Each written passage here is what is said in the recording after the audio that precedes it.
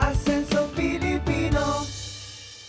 Good day mga ka-asenso, oras na para kumita ng pera at umasenso sa buhay. Ako po si Karen Davila, ang kaagapay ninyo sa pag-asenso.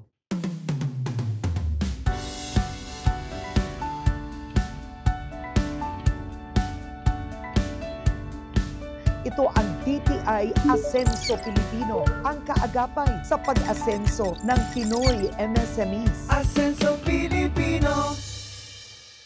Mula sa pagiging bad boy ng dance floor at actor, ngayon, proud family man at entrepreneur na siya. Sino ba naman ang mag-aakala na ang kauna-unahang ultimate survivor ng artista search na starstruck ay ultimate entrepreneur na rin. Isa po siyang owner ng Farmers Meat Shop. Hello to you, Mark Heras. Hi, Welcome ma'am. to DTI Hi Asenso Pilipino. Mark, negosyante ka na ngayon. Ngayon pa lang, ngayon pa lang, ma'am. Oh, Ngayon pa lang. anong feeling ng negosyante? Siyempre, bago po lahat sa akin. Parang madami pa akong inaalam sa mga bagay-bagay. 20 years, yung parang 20 years binigay ko sa showbiz. This is my first major business talaga. I'm very excited at tutuwa ako kasi it's very different from showbiz. Oo. Ang negosyo mo ay Farmers Premium Meat Shop. Yes po. And is it right to say isa kang franchisee? Ano ang sitwasyon mo? What's the deal? Meron po akong isang pwesto ng Farmers Meat Shop. Ito po Oo. dito sa May Malate, UN Avenue. Ako po yung nag-invest ng amount na ganito. And then, naging partner po ako ng Farmers Meat Shop. Okay, buksan nga natin. Etong meat shop mo, pakita nga natin. Nandito siya. Ano bang ibinebenta ng Farmers Meat Lahat Shop? po ng kailangan natin everyday. Karne, Okay, labas mo. Ayan, steak, Ayan. pork. Ayun. Oo. May siomay din kami. Uy, okay to. Ha? This looks really good. Masarap po yan. Oo, ano to? This is steak? Yes po. Oo, this looks so good. Okay. Siomay na kasing laki ng... Oo, may siomay ka. Malaki Yes yung po. siomay. And then we have chicken, of course. Oo. Kumbaga lahat po ng kailangan natin. Karne, baboy, Oo. beef, and yan, siomay. Oo. So, anong nangyayari dito? Do you deliver? How does it work? Meron po kasing sariling poultry ang Farmers Meat Shop. Oo. Which is located po at Pangasinan. Okay. So, yung talagang mga karne po na ginagamit ng mga binibenta namin is galing po doon. And then, yung mga branches po namin, like we have branches sa Pangasinan, dalawa sa Pangasinan. Oo. And then we have UN Avenue. And then, we're trying to, this year kahit makadalawang branches pa. So, ganun po yung distributor. Tapos yung mga nag-i-invest, yung mga parang katulad ko, yung iba nagiging partner para, kumbaga, parang nag-i-invest din sila sa amin. Which is magandang type of business kasi karne. Oo. Kumbaga, everyday meat, everyday ginagamit natin, everyday binibili natin. So, ang tagal mong artista, ang tagal mo sa showbiz, ano ang kaibahan ng show business at pagiging negosyante? Naku. Kasi sa show business, ang negosyo mo, sarili mo. Yes po. Negosyo din yun eh. Pero anong kaibahan nito? Dito po, hindi ka umaarte dito. Dito talagang totoong tao yung mga umaharap sa'yo, totoong tao yung kinakausap mo, nagbebenta ka ng mga produkto na kailangan, parang mapaniwala mo yung binibenta mo, na maayos yung binibenta mo. Kasi hindi ka naman pwedeng magbenta ng isang produkto na parang, alam mo, karne, tapos hindi naman pala fresh. Ikaw yung masisira. Kumbaga sa showbiz, umaarte ako, character, hindi ako yun, di ba? Pero ito talagang amin to. Kumbaga, ito na yung parang takbuhan ko after showbiz. Mas dito ako nag-focus kayo kaysa sa pagiging artista po. Ano ang maghirap sa pagiging first-time negosyante? Madami, ma'am. As in, inaalam ko pa kung paano bang lalapit sa mga tao, kung paano ba, like, yung mga presyo nga lang, ma'am, iba-iba yung mga presyo niyan. So talagang inaalam ko every detail. Kumbaga, para ako nag-aaral ulit. Which is, maganda po para kung talagang seryoso ako sa ginagawa ko, kailangan aralin ko po lahat talaga. Kahit from basic to ano. Was it humbling for you? Isipin mo, ang mga artista, di ba, pinagkakaguluhan, sikat, tapos ang mga entrepreneur, hands-on eh. Ang Yes, entrepreneur, all-in-one sila. Ako kasi man parang natutuwa ako sa sarili ko kasi sa showbiz, siyempre, alam mo na yung parang medyo easy life, di ba? Artista, arte ka lang, punta ka sa set, then sisweldo ka. Ito kasi parang kaya siya mahalaga sa akin kasi ito yung bubuhay sa pamilya ko. Ako kasi kumbaga ang target ko sa buhay is to provide, to be the provider of my family. So medyo hindi ganoon sinusuwerte sa showbiz, so hindi ako pwedeng magpahinga or mag-relax kasi may binubuhay akong pamilya. So iba-iba yung pakiramdam na meron kang business na kayang bumuhay ng pamilya mo. Alam mo, matindi ang pinagdaanan mo, no? Ang kasaysayan mo. Yeah. So, lumaki ka sa 2 gay foster parents, Yes, right? So, sila ang kinikilala mong mga magulang talaga. Opo. Anong nangyari sa mga magulang mo? Ikwento mo, Mark. I was adopted since baby pa po ako noon. Yung parang nanganak si mama tapos di niya ako kayang parang alagaan. So pina-adapt niya ako sa kapatid niya naman. And then yung kapatid niya po may ka-partner which is my dad, yung Heras. And then masaya, medyo makulay po ang aking kabataan hanggang sa nag-artista ako. Then actually wala na po sila lahat. My mom, my tito, and my dad. Oh, wow. Yeah. Pero kumbaga kung ako po papapiliin ako ng magulang pag parang nag-flash or parang parang nag-travel back in time, hindi ko papalitan yung magulang ko. Sobrang thankful ako for them at wala akong ibang hihilingin pa na ibang magulang bukod sa kanila. Nung nanalo ka sa Starstruck, no, doon ka talaga sumikat. Apo. Paano nagbago ang buhay mo noon? Ang laki ng pinagbago, ma'am, kasi actually mahihain po ako before showbiz. Kaya ako sumali ng Starstruck because yung parang na-scam kasi kami before eh. Oh, ano nangyari? Networking. Yung mga magulang mo. Yes, Oo. parang for an average family, parang nag-invest, my dad, nag-early retirement siya sa bank, siguro mga 1.4, 1.5, Malaki yun. di ba po? Oo. So, okay naman siya for like 3 years, 4 years, hanggang sa delay ng 1 month, tapos 2 months, hanggang sa wala na dumarating na pera. So, yun po yung parang, merong artista search sa GMA, parang Mr. Pogi ba yan, ganun. So, ako pera. Again, to provide for my family. Yun yung lagi kong goal. So, yun po, sumali ako, nag-audition ako, then the rest is history. Yeah. Pero it wasn't all highs, no? It wasn't like a bed of roses. Anong nangyari sa'yo sa showbiz? Because you also went through peaks and valleys. You were down also. Actually, ma'am, kasi di ba sa showbiz kasi parang sinasabi nila, laos na yan, nalalaos ka na, gano'n. Hindi ka kasi nag-i-improve. Ako kasi ma'am, parang I'm very thankful and contented ako doon sa narating ko. Like, Starstruck, kumbaga peak ng career. Hindi ko naman hinahangad na habang buhay ako nasa taas. Kumbaga, medyo mahirap din yung buhay ng gano'n na showbiz. But I'm really thankful for everything na nagawa sa akin ng GMA and na-provide sa akin na hindi ko siya tinitignan na parang failure. Kumbaga, kung madami man umangat na sa akin, I'm happy for them. Mga kaibigan ko rin naman yan. Basta ako, kontento ako sa narating ko. And ang goal ko talaga, until now, is to have work, trabaho para makapag-provide sa family ko. Oo. Mark, ngayon may 2 ka ng anak, no? What was the lowest point in your life? Dumating ako, Miss Karen, sa point na talagang kung provider ka, masakit sa loob mo na manghiram ng pera. Sa kahit kaibigan mo or kahit hindi mo kaibigan. Dumating ako sa point na gano'n na nangungutang ako. Na, siyempre, una, masama sa loob ko. Parang, hindi ko naman, ayoko itong ganun pakiramdam. Hanggang sa, gagawin mo lahat para sa pamilya mo. Ano yung mga nagawa mo para sa pamilya mo noon? Magsayaw ako sa Apollo. Oo nga. Alam ko yun. Yeah, pero I mean, yung Apollo po na hindi ko siya ginawa para magpaingi na naman. Kasi ako talaga trabaho ako eh. Kung racket yan, game, ginawa ko po yan. Ako, kaya kong isakripisyo, kahit anong pwede ko isakripisyo para sa pamilya ko. Ganun po akong tao eh. Kumbaga, family man or family guy po talaga ako. Parang wala akong pakialam sa sasabihin na ibang tao, wala akong pakialam sa magiging issue or opinion ng ibang tao. Basta ako, gagawin ko yung trabaho ko para sa pamilya ko. Pero hindi madali yun yung ginawa mo sa Apollo. Actually, ang nagpahirap, di man siya mahirap. Ang nagpagulo lang kasi yung mga comments ng mga random na tao. Kasi pumunta po ako doon to perform. Yung piyesa na ginawa ko doon is yung sinasayaw ko sa mga mall show, sa mga fiesta. Hindi naman ako talaga nag-macho dancer or what. Diba? So, kaya yung mga tao, mga judgmental. Kasi macho ka eh. Mga judgmental lang tao. But was that difficult for you? I mean, doing that?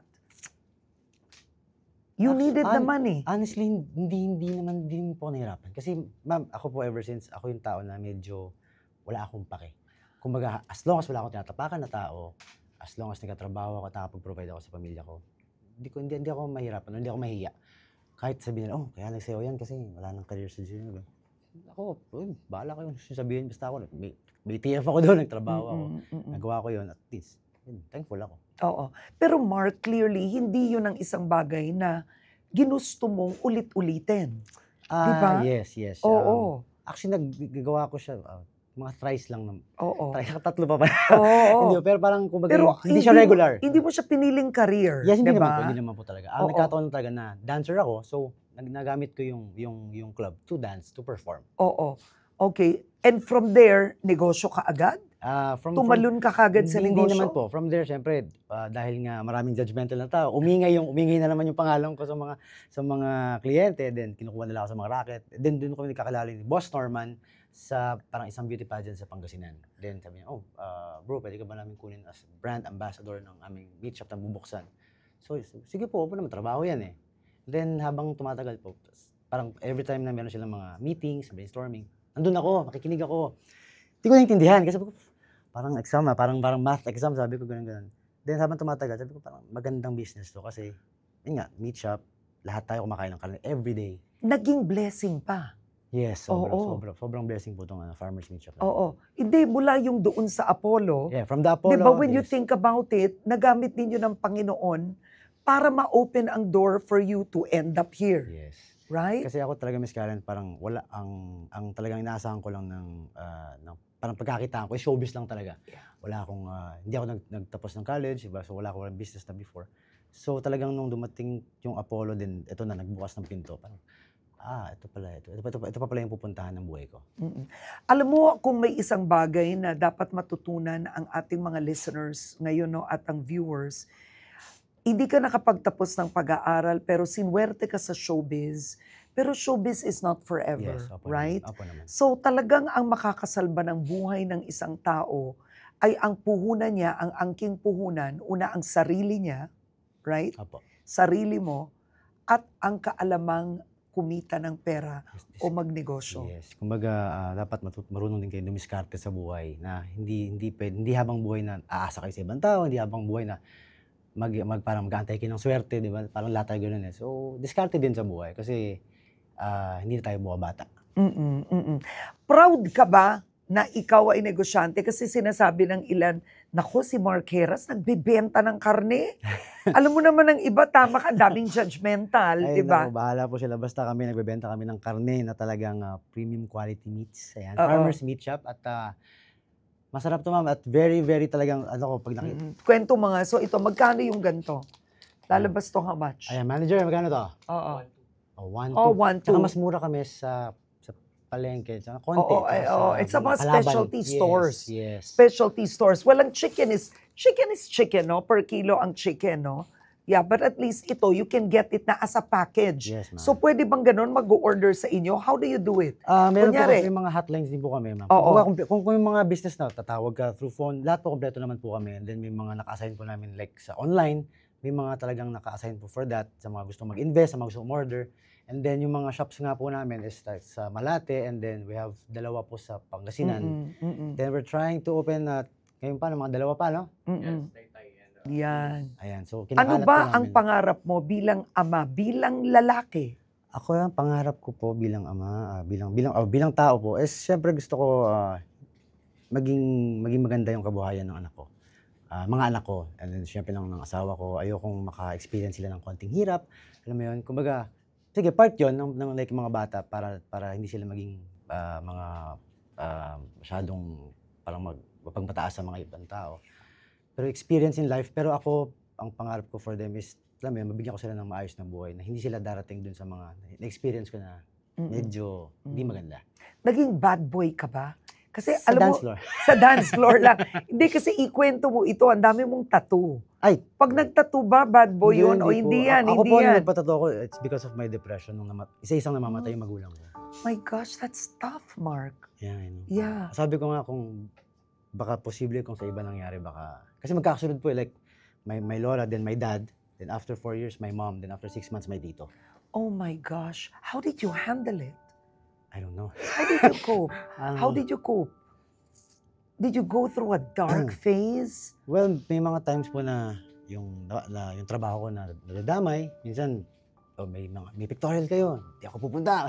Oo. Ganun po eh. Pero like may mga taong na malapit sa akin na nakakaintindi na hindi ako nakapag-luksa talaga na maayos. Which is, wala eh. Sabay-sabay po talaga sila. Kumbaga, parang makaka-recover pala ako din isa, tapos patay na naman yung isa. Parang gano'n. Pero it's okay. I'm still here. Oo. Wow. Have you grieved I survived. already? Yes. Opo naman. Oo. Sobrang okay na po. Yung kumbaga yung depression na pag nami-miss ko sila, normal lang naman po yan. Pero hindi na ako talaga yung parang tulad dati na talagang maglalasing ako. Hindi na nga ako uminom eh. Yeah. So matibay ka. Oo. Yun po yung binigay sa akin ni Oo. Lord na maging So paano matibay. yan ngayon? Hindi ka na umiinom? Hindi na pa ako uminom. Actually, nung pandemic pa po. Mm-mm. Good for Ang you. hilig ko na lang isda. Ayan. I mean, like, nag-aquariums po, nag-alaga ko ng mga isda. Ganon? Tsaka very hands-on po ako sa mga anak ko. Oo. So, super dad ka. Yes. So, di ba, underneath this look is really a good husband and Iba na father. yung image ko. Iba na. Oo, di ba? Paano binago ng negosyo ang buhay mo? Well, from the old Mark na, alam mo yun, pagka walang taping, walang racket, kinakabahan kung paano ko papakainin yung mga anak ko or yung family ko. Ito, hindi ko na kailangan manghiram ng pera sa mga kaibigan. Kumbaga, medyo nababawi ko naman na yung pride ko. Kasi nga, meron na akong sandalan, yung Farmer's Meat Shop. At talagang hindi po dahil business namin, kaya namin pinopromote. Pero talagang maganda po yung business na ginawa namin. Kasi, yun nga, sabi ko kanina, karne siya eh. Lahat tayo kumakain ng karne every day. So, meat shop, Farmer's Meat Shop. Ano ang naituturo ng negosyo sa'yo? Sa pagkatao mo? To be more patient po. To be more patient when deciding a lot of things. Kasi hindi mo pwedeng madaliin lahat yan. Parang like ako, bago lang. Hindi ko pwedeng sabihin sa kanila, ba't wala pa akong kinikita? Ba't parang ba? Hands-on ka ba? Pumupunta ka sa tindahan? Opo. Nandun ka ba? Tinitingnan mo yung mga produkto? Yes, ganon? Opo. Binabantayan mo inventory? Pati po sa Pangasinan, bumabiyahe po ako sa Pangasinan para dun sa poultry, para makita ko po. Kasi kumbaga bago po sa akin lahat. So gusto ko malaman. Hindi naman ako nagmamarunong talaga, pero gusto ko lang malaman or ma-experience yung mga dapat ko malaman. Kumbaga, you have to learn it talaga. May entrepreneurial background ka ba or this is the Wala first? po, first Wow. po talaga. To. So pwede talaga, right? Huwag matakot. Yes. Natakot ka ba nung una? Siyempre po natakot kasi Oo. kumbaga may mga kaibigan ako na nag-business before, pero hindi naman meat shop, pero Ibang negosyo. negosyo, kumita lang sa simula tapos wala, nagsara. Iba talaga yung yung karne. Kumbaga ako kasi hindi ako makain ng gulay, ma'am.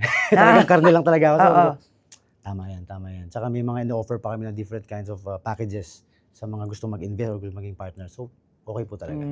You're a man on a mission. Actually, kahit nung artista ka noon, nakapagpundar ka na ng bahay at lupa. Opo. Right? Sa pag-showbiz yun. Opo. At doon ka nakatira ngayon. Opo. Ano lang siya, nirenovate lang namin nung nagkaroon ako ng asawa at dalawang anak. Wow. Anong feeling ba na ni-renovate ang bahay, family man? Siyempre, una ko naisip, gastos na naman. Pero yun naman ipapamana ko sa mga anak ko. At ang nakita ko na natapos yung bahay, kasi it's very modernized. Tapos may maliit na swimming pool for my kids. I'm happy and I'm sure proud sila sa akin. Tinalikuran mo na ba ang showbiz? Hindi naman po, actually. Hindi man ako active sa TV. I'm doing a lot of indie films, actually. Puro film din, mga racket sa labas, mga fiesta. Nandiyan pa rin naman po ako. Yung mga tao, wala ka na ba, hindi ka na ba showbiz, ka ba artista? Wala lang sa TV, pero I'm still here. Pero hindi lang yon. You are Mark Heras, artista, dancer, and now entrepreneur. Yes. Diba? Don't you think that's the best hat to wear? Parang bagay naman po sa akin. Parang maniniwala naman sila sa akin. Oo, na bagay. Businessman din ako. Oo. At kung kayo ay tulad ni Mark, no, alam mo, walang karanasan sa pagnenegosyo, natatakot kayo magsimula ng sarili nyong negosyo. Alam nyo ba, may programa po ang DTI para tulungan at turuan ang mga first-time entrepreneurs. Meron silang mentorship program. Para kay Mark Heras or meron na siyang business pero hindi siya dumaan sa kahit anong program ng DTI. So wala siya ng foundation of entrepreneurship kung sasabihin natin, no. Pwede may program si DTI na Kapatid Mentor Me. 10-point module yon na matutulungan siya kasi ang speaker nun, ang mentor nun ay industry leaders. So sila ay meron na silang business. Masishare nila doon paano taxation, may module on taxation, tapos entrepreneur mindsetting.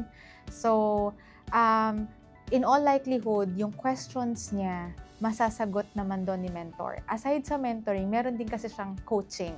Okay, so meron siyang designated number of hours per coaching. So, magkakaroon siya ng opportunity ng one-on-one to ask how to improve his business, how to do this, especially yung financial aspect ng business niya, no? We note na when you start a business, it's difficult for them to start kasi hindi nila alam where to register. At the same time, paano pa iikutin yung pera? No, important yung paano mo siya ilalog, paano mo siya i-record, bookkeeping, basic bookkeeping, no? Kaya si DTI, other than Kapatid Mentor Me, meron tayong iba't ibang skills training na binibigay sa youth. Pero it depends kung anong reason, kung kailan siya, kung anong schedule nun. Ang kasama din sa strategy ng MSME Development Plan ang digitalization. So, merong modules, ang iba't ibang programs ng DTI. Even si YEP, meron siyang module on digitalization, no, na pwedeng ituro sa kanya. May partners tayo like si Canva, na tuturuan siya paano gumawa ng collaterals, PubMats para sa business niya. Lahat ng programs natin, as much as possible, meron siyang integrated na mentoring session doon. Actually, when you go to negosyo centers, si NCBC, equipped siya to answer your questions. So, in a way, mag-guide ka niya. Can you consider that as mentoring? Pero mag-guide ka niya how to start your business. 10 module siya, no? So, lahat ng module na yun, i-deliver siya sa'yo online. So, meron lang siyang specific days. Kung tama ako, Monday, Wednesday, Tuesday, Thursday. Yung options. Tapos, after that, pag na-deliver na sa'yo yung module, meron din siyang coaching. Meron siyang coaching session. So, may i-allot na number of hours per entrepreneurs with a coach. Tapos, pitching nung output mo na BMC.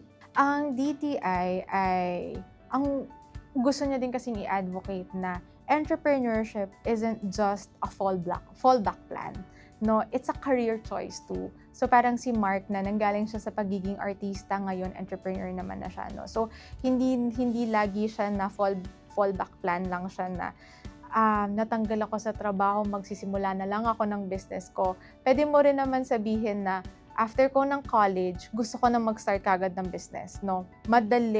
Madaling mag-start ng business kung ikaw lang is may proper guidance. Kaya important na mag-undergo ka ng capacity building, training. Matagal kung sa matagal, tatagal siya ng mga 2 hours, 3 hours, kadalasan virtual. And I know exhausting na nakaharap ka lang sa screen mo, at pinapakinggan mo lang yung nagtuturo. But if you really absorb yung lesson na yon nila, marirealize mo na kahit na simple lang siya na how to separate personal and business expense, it will come in handy in the future eh. Kasi especially sa Filipinos, isang kayod, isang tuka yung ibang micro-entrepreneurs. Tama? Kung ano yung kinita nila ngayong araw na to, yun din yung gagastusin nila ngayong araw na to. How do you separate? Paano mo siya palalaguin? Yes. So, applicable, every module, every training na ibibigay ng DTI, applicable siya to start or grow your business. Ayun! So, pwede ka pala matuto, ha? Yes. Meron, will you use the DTI mentorship? Opo naman. Interesado Why ka? not? Opo Ang naman. daming natulungan nun, Mark. Para po Ang dami. mas maganda yung maging kaalaman ko sa Oo, negosyo. and magiging expert ka. So, ngayon na alam ko nagsisimula ka pa lang, pero masasabi mo ba na talagang malaki na ang naitulong ng negosyong ito sa buhay mo? How has it changed your life financially? Well, financially, yung tulad ko sabi ko kanina, hindi na ako kinakabahan. Oo, Kapag hindi ka na worried. may mga monthly Oo, bills, yes. bayarin, like yung panganay ko nag-aaral na, di ba? Yung mga bata ngayon, mahal ng tuition. Oo. So ngayon, parang nagkaroon ako ng sandalan. Totoo lang po. So Oo. pagka meron kami mga like meetings or meron kami opening ng mga shops, papaalam ako sa misis ko, saan ka pupunta? Sa meat shop. Wala siyang problema. Basta alam niya business, go lang. Galing niya. Natutuwa ako. Sa tingin mo, anong sasabihin ng mga magulang mo kung nakita ka nila ngayon? Buti naman. Ah! Buti naman na umayos ka na. Parang ganun. Parang buti naman meron ng parang buti naman na nagkaroon ka na ng isang bagay na ginagawa na alam mong pangmatagalan. Na makakatulong sa'yo, sa pamilya mo. At ayun nga, long term, kumbaga, hindi ka na lost. Kasalanan naman Sa nila. mga Kasalanan naman hindi, nila. Hindi, sa mga nanonood ngayon, no, I mean, nakikita mo naman ang showbiz, ang dami-dami. May mga reality show, 'di ba? Ilang buwan may bago na naman, Opo. bago na naman. Anong advice mo sa mga young actors and actresses? You've been there. Same advice na binibigay ko sa lahat ng mga bago. Kahit nung panahon pa namin, kahit nung mga ilang years ago, be humble at always be thankful sa mga nagagawa nila sa trabaho. And number one dyan is maging mabait sila sa lahat ng mga katrabaho nila. From mga boss hanggang sa like mga utility. Kasi pwedeng ikaw wala ka na pero sila nandiyan pa rin sa trabaho na yan. Kumbaga, wag kang maging mayabang. Oo. Pero one thing for sure, showbiz is not forever. Yes. Kumbaga magkaroon kayo ng, dapat meron kayo dumiskarte sa buhay. Oo. Kumbaga meron kayong fallback. Kailangan mo talaga solid eh. Matagal muna ako nagkaroon ng fallback pero at least nagkaroon ako ng fallback. Oo. But you're still young. It's not too late. Ang bata mo pa. Mapapalaki mo pa ito. Right? Ano bang pangarap mo? Ilang branches? Para sa'yo. Kung kaya pong umabot ng ibang bansa, why not, di ba? Pero siyempre kami one step at a time. Kumbaga, sabi ko nga po, hindi pwedeng madaliin yan. Negosyo yan eh. Kumbaga, ako learning pa rin. At nagpapasalamat ako kay Boss Cram at sa mga boss sila. Boss Norman, pinakamayari na, kumbaga, ginagabayan po nila ako.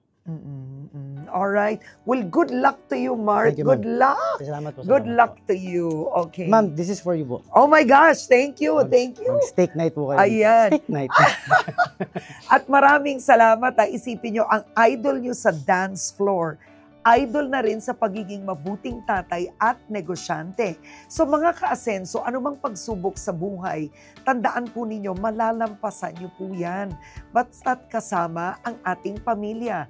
Katulad po ni Mark Heras, pinasok niya ang pagnenegosyo para mabigyan ng maginhawang buhay ang kanyang pamilya. Tulad ng lagi ko pong sinasabi, no, ang puhunan po ninyo ay ang sarili ninyo. Kung marunong kayong magnegosyo, hindi kayo magugutom. Kayo po ay pwedeng umasenso. Muli po ako si Karen Davila. Ito ang DTI Asenso Pilipino, ang kaagapay sa pag-asenso ng Pinoy MSMEs.